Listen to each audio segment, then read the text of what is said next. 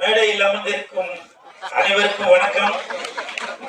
பத்திரிகை நண்பர்கள், ஊடக நண்பர்கள், இணையதள நண்பர்கள், பிஆர்ஓ சரண், பின்னாடி நான் பேச விடாம தொடர்ந்து பேசிட்டு இருக்கேன். ப்ளீஸ் நம்பி சாருக்கு வணக்கம், பிஆர்ஓ சரண் அவர்களுக்கு வணக்கம். மேடையில பேசி கைத்தட்டல் வாங்குற அளவுக்கு நான் பெரிய பேச்சாளர் இல்ல, தயவு செஞ்சு நீங்களே ஒரு தடவை கைத்தட்டிருங்க. இந்த கைத்தட்டல்கள் அனைத்தும் தமிழ்நாடு சிறு முதலீட்டு தயாரிப்பாளர் சங்க தலைவர் திரு அன்பு செல்வன் அவர்களுக்கு தான் போய் சேரும். அவருக்கு என் மனமார்ந்த நன்றி.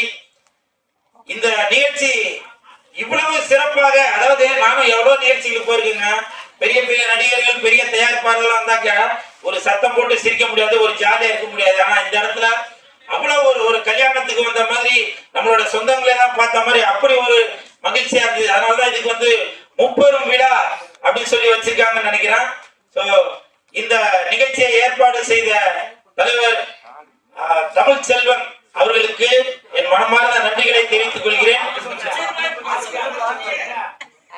அப்புறம் ஆர்கே அன்பு செல்வன் சாருக்கு மிக முக்கியமான ஒரு நன்றி. எதுக்காக அப்படின்னாக்க, நான் இதுவரைக்கும் நான் 500-1000 நிகழ்ச்சிகள்ல கலந்துருப்பேன்.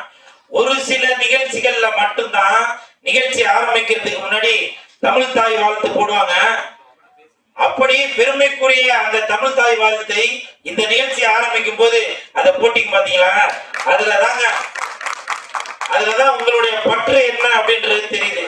ஏன்னா இப்போ நம்ம சங்க நிர்வாகிகள் எல்லாரும் வந்திருக்கும் போது, தயாரிப்பாளர்கள், இயக்குநர்கள் வந்திருக்கும் போது அவர் வந்து பொங்கி எழுந்து பேசுறாரு. ஆனால் அவர் உள்ளுக்குள்ள ஒரு நல்ல ஒரு அன்பான, பண்பான, பாசமான, ஒரு நேசமான உள்ள மனிதர் தான். அவரை பார்க்கறதுக்கு பழப்பழம் மாதிரி தான் இருப்பாரு. உள்ளுக்குள்ளதான் அதை அந்த சோளம் வந்து எவ்வளவு இனிப்பாக இருக்கு, அதுல கொட்டை இருக்கு அப்படின்றது எல்லாமே நீங்க அந்த பழப்பழம் பார்த்தாக்க உங்களுக்கு தெரியும். அதற்கு உதாரணமாக உள்ளவர் தான் இந்த ஆர்கே அன்பு செல்வன் சார். உங்களுக்கு என் மனமார்ந்த வாழ்த்துக்கள். உண்மையிலே சொல்றேன், 2031 நீங்க அரசியலுக்கு வந்தால் உங்களுக்காக முதல்ல குரல் கொடுப்பவன் இந்த கூல் சுரேஷ். அது மட்டும் இல்ல, இதுல பெரிய பெரிய விஐபிகளோட போட்டோ எல்லாம் போட்டிருக்கீங்களா, கடைசி போட்டோ கண்டிப்பாக உங்களுடைய போட்டோ ஆர்கே அன்பு செல்வன் என்கின்ற போட்டோ அந்த இடத்துக்கு வரும். அதற்காக நான் கண்டிப்பாக உழைப்பேன் என்பதை இந்த நேரத்தில் நான் உறுதியாக சொல்லிக் கொள்கிறேன். அப்புறம் நான் நிறைய பேசணும்னு வந்தேன், அதனால சுருக்கமா முடிச்சுக்கிறேன். இந்த சங்கத்தில் உள்ளவங்க எல்லாருமே என்னுடைய நண்பர்கள் தான்.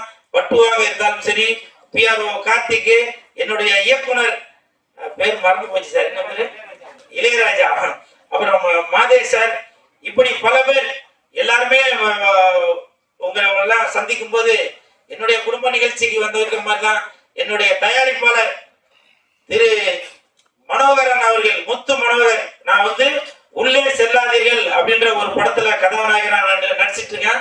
நடிச்சு முடிச்சாச்சு. விரைவில் அந்த படம் ரிலீஸ் ஆக போகுது. அந்த படத்தோட தயாரிப்பாளர் முத்து மனோகர் சார் வந்திருக்காங்க. இயக்குனர் இளையராஜா சார் வந்திருக்காங்க. இப்ப நான் எதுக்காக சொல்றேன்னாக்க, இவங்க 2 பேரும் அழுத்தி சொல்றேன் அப்படின்னா, மாதே சார் கூட வந்திருக்காங்க. அவரோட படத்துல நான் நடிச்சிருக்கேன், டம்ளர் படத்துல. எதற்காக சொல்றேன் அப்படின்னாக்க, நிறைய இயக்குநர்கள், தயாரிப்பாளர்களுக்கு தெரியவே இல்லைங்க. காசு மட்டும் வச்சிருந்தாங்க, படம் எடுத்துக்கலாம், போட்ட படத்தை எடுத்துக்கலாம் அப்படின்னு நினைக்கிறாங்க. ஆர்கே அன்பு செல்வன் சார் அடிக்கடி சொல்றாரு, கூல் சுரேஷை பயன்படுத்துங்கன்னு. அதை பயன்படுத்தினாலும் சரி, பண்ணாட்டியும் சரி, என் மூச்சு இருக்க வரைக்கும் முயற்சி இருந்துட்டு தான் இருக்கான். இப்ப வரைக்கும் நான் எந்த இடத்துலயும் குறைஞ்சு போல, நல்லாதான் இருக்கேன். நான் படத்துல கதாநாயகனாக நடிச்சு பெரிய உச்சம் தொட்டா கூட இந்த அளவுக்கு என்னால வந்து முன்னுக்கு வந்து ஒரு ரசிகர் பட்டாளத்தை வைத்திருக்க முடியுமா அப்படின்றது எனக்கு தெரியல. அந்த அளவுக்கு நான் இன்னைக்கு பேரும் புகழோட இருக்கேன் அப்படின்னாக்க அதற்கு காரணம் என்னுடைய முயற்சி தான். சரிங்களா? அதனால உங்களுடைய முயற்சியை நீங்க விட்டுறாதீங்க. இந்த கூல் சுரேஷை உங்களுடைய படத்துல நீங்க பயன்படுத்தினால் உங்களுக்கு எப்படி பயனுள்ளதாக இருக்கும் என்பதை அந்த உள்ளே செல்லாதீர்கள் அந்த படத்தோட இயக்குனரையும் தயாரிப்பாளரையும் கேட்டு பாருங்க. டம்ளர் படத்தோட இயக்குனரை கேட்டு பாருங்க. ஏன்னா அந்த ஷூட்டிங் ஸ்பாட்ல நான் எப்படி நடந்துகிட்டேன், அடிக்கடி அன்பு செல்வன் சார் கூட இங்க சொன்னாரு, கொடுக்குற சம்பளத்தை வாங்கிப்பாரு. இப்பவும் சொல்றாங்க, என்ன கதாநாயகனாக நடிக்க வைத்தால் கொடுக்குற சம்பளத்தை வாங்கிப்பேன். ஆனால் நீங்களே ஹீரோவா நடிச்சு, ப்ரொடியூசரா நடிச்சு, வேற யாரோ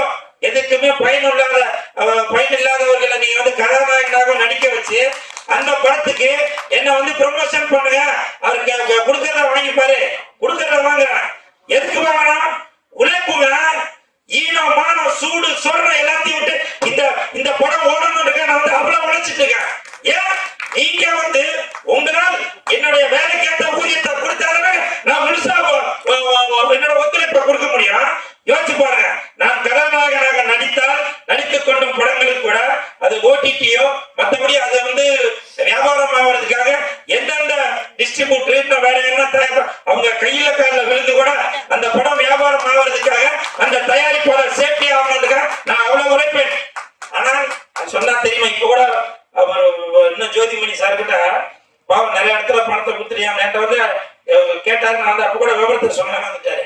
நானும் எவ்வளவு நிகழ்ச்சிகளுக்கு போயிருக்கேன். ஜெயிச்சவங்களுக்கு தான் அவார்டு கொடுத்துட்டு வரோம். ஆனால் இந்த இடத்துல தோத்தவங்களுக்கு நீ அடுத்த கட்டமாக ஏறி மாதிரி ஏறிக்கிட்டே போகணும் அப்படின்னு சொல்லி அவார்டு கொடுத்துருக்கான். அது வந்து நான் ரொம்ப பெருமையா நினைக்கிறேன்.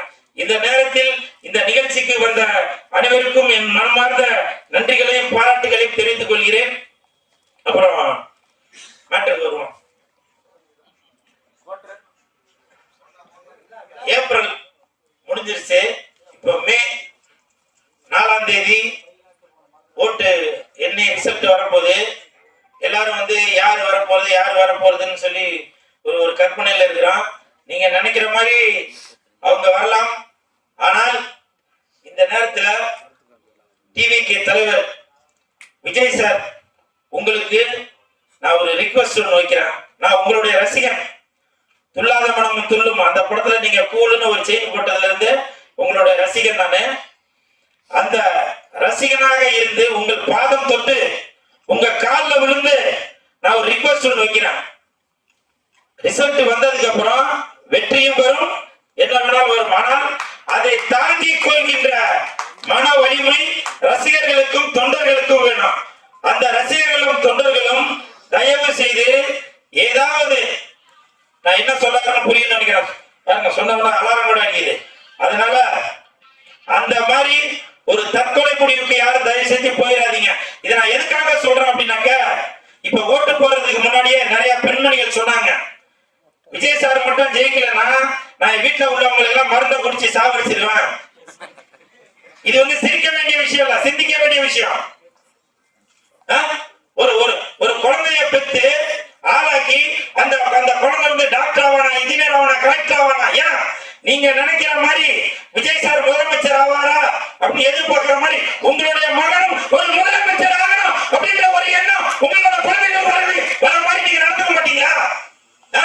விஜய் சார் ஆகலனாக்க நான் உடனே மருந்து குடிச்சு என்னோட குடும்பத்தில் உள்ளவங்களுக்கு மருந்து வச்சு கொண்டுருவேன் அப்படின்னு நிறைய பேர் சொல்லிட்டு வரீங்க.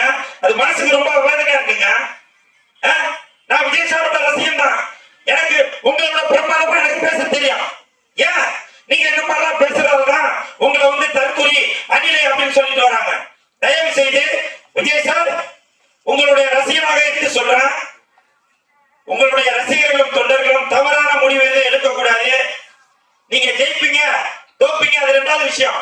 ஏன்னா ஒரு தலைவனுக்கு வெற்றி தோல்வி என்பது வரும் போகும். அதை தாங்கி இருக்கக்கூடிய சக்தி தொண்டர்களுக்கும் ரசிகர்களுக்கும் வேணும். அதனால தயவு செய்து நீங்க நாளைக்கு இதுக்கு ஒரு முடிவு கட்டுங்க.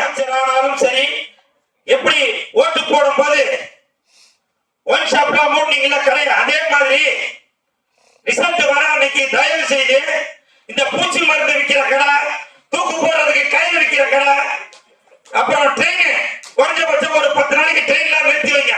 எந்தெந்த இடத்துல தற்கொலைகள் எல்லாம் நடக்குமோ அது எல்லாத்தையும் இழுத்து மூடுங்க. இது நான் வந்து சிரிக்கிறதுக்காக சொல்லவில்லை, சிந்திக்கிறதுக்காக சொல்லவில்லை. ஒரு உயிர் போனாலும் நீங்க இதுக்கு முன்னாடி பார்த்திருப்பீங்க, சில அரசியல் தலைவர்கள் ஜெயிக்கணும் அப்படின்றதுக்காக நான் கருத்து பார்த்திருப்பீங்க. நான் சும்மா விளையாட்டுக்கு சொல்ல, வரலாறு திருப்பி பாருங்க தெரியும். அப்போ உள்ள காலகட்டத்துக்கு இப்ப உள்ள காலகட்டத்துக்கு வித்தியாசம் வேற போச்சு. அப்ப நான் கருத்துக்கிட்டாங்க, இப்போ கழுத்தையே அறுத்துக்கக்கூடிய சூழ்நிலையில கூட இருக்கிறாங்க பல பேர்.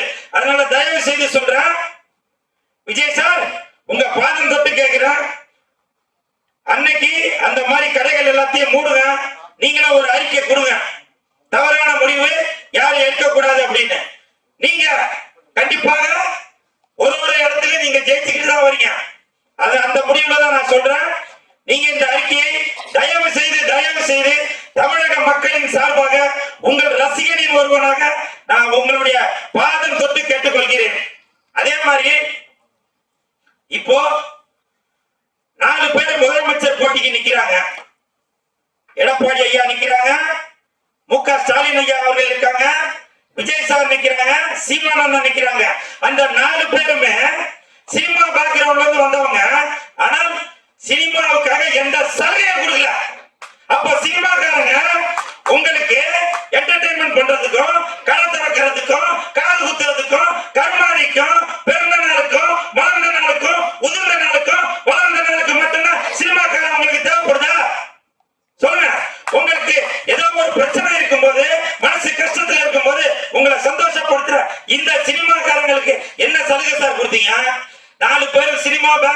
தானே வந்தீங்க.